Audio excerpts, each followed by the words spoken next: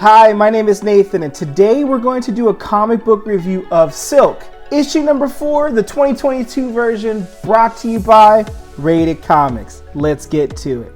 Just a little backstory of this Korean witch before we get into the review. The witch used to target religious leaders who had a congregation that worshipped them. Now, she targets a new source of worship energy: celebrities, influencers, and superheroes. Unfortunately, Silk found herself in the crosshairs of this witch and has aged up dramatically. Now we begin this issue with Silk looking like way past the 55 and older club, returning back to her apartment and having to climb up 5 flights of stairs.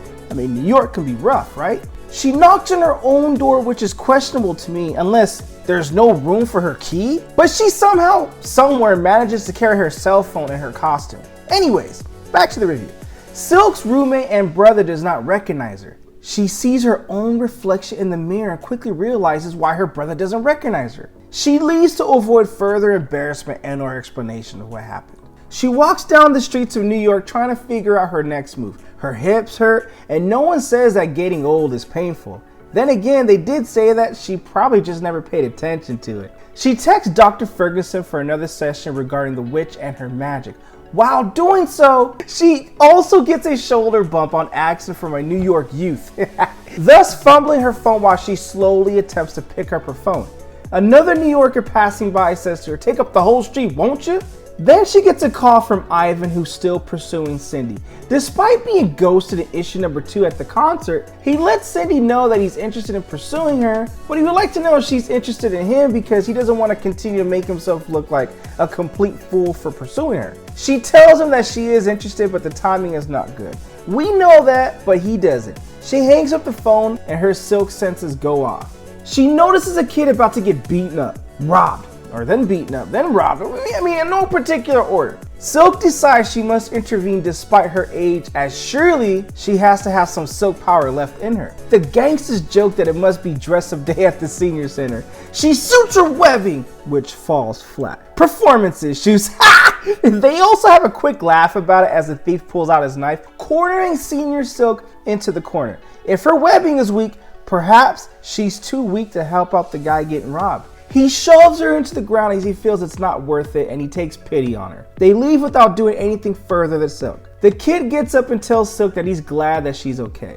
"I like Silk too, but you shouldn't dress up as her as you might get hurt," that's what he tells her. Not realizing that that's really Silk's age, but anyways. She's always been Silk despite what her life was like before. But now she can't even be that, and she sits by the dumpster in self-pity wondering who she is.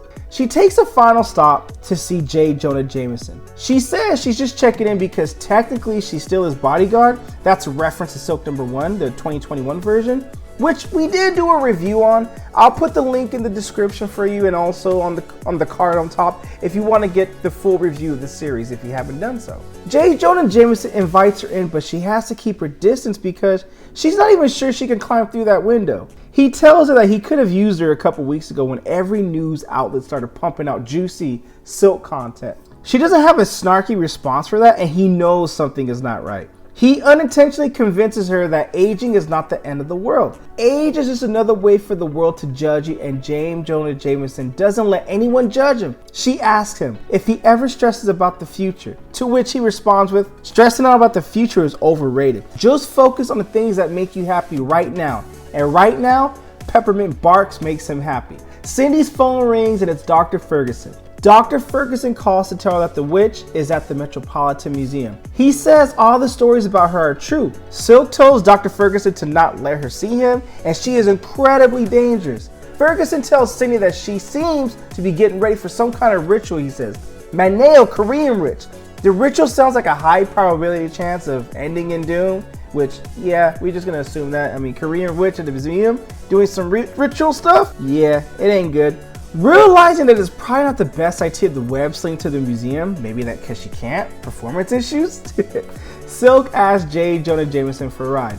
Despite her not being at her best, she feels compelled to try to stop the Korean witch, or else innocent people will pay the price. So as they speed off into the museum, they pull up, they walk up the flight of stairs, and it's funny joking that Silk and J. Jonah Jameson's knees go out. But once inside, Silk notices that the ritual is being performed right in front of their very eyes. She tells Dr. Ferguson to move and get out the way as we see this ritual trying to merge the old world with the new world or something like that. And he disintegrates into ashes. Just like I said, this is not going to end in rainbows. And as his ritual is getting closer and closer to fruition, outside everything seems to be coming together as I believe the old century world where she came from is merging with the new, but that's where we end this issue. To me, my thoughts, this series has done many cool things with Silk. While it does address how Silk felt about in this issue about being old and how it takes its toll and the humor behind it, there wasn't a lot of plot development in this issue until the final few pages. Now, if I'm reading this book from continue to end, first issue to conclusion, this will be fine, but as a standalone issue just reading this, I would like to see a little bit more action going on. But overall, the story is outstanding as a whole, and I am optimistic for the rest of the series and the final issue of this series, as I found is informative, engaging, and just a fun read. I like to see how Cindy Moon gets her youth back, you know? But with that being said, Silk, issue number 5, what'd you guys think of the comic book? Comment below, let me know. And also, link in description if you wish to add this comic book to your comic book collection. If you like the content we're throwing up, you know what to do. Don't be shy and don't be stingy. Here at Rated Comics, we do awesome comic book reviews, comic book related content with the occasional comic book giveaway. Thanks again for watching. Until next time.